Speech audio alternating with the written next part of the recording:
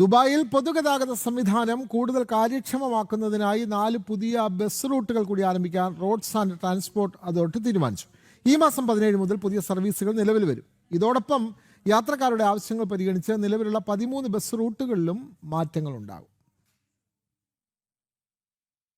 താമസ മേഖലകളും വാണിജ്യ വ്യവസായ കേന്ദ്രങ്ങളും തമ്മിലുള്ള യാത്ര കൂടുതൽ സുഗമമാക്കുക, മെട്രോ ഉൾപ്പെടെയുള്ള പൊതുഗതാഗത സംവിധാനങ്ങളുമായി മികച്ച ബന്ധം ഉറപ്പാക്കുക എന്നിവയാണ് പുതിയ പരിഷ്കാരങ്ങളുടെ ലക്ഷ്യം.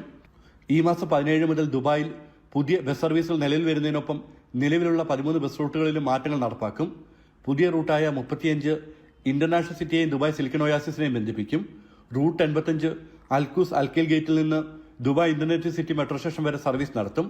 റൂട്ട് 37, 37V എന്നിവ ഇന്റർനാഷണൽ സിറ്റിക്കും സിലിക്കൺ ഒയാസിസിനും ഇടയിൽ ഓടും.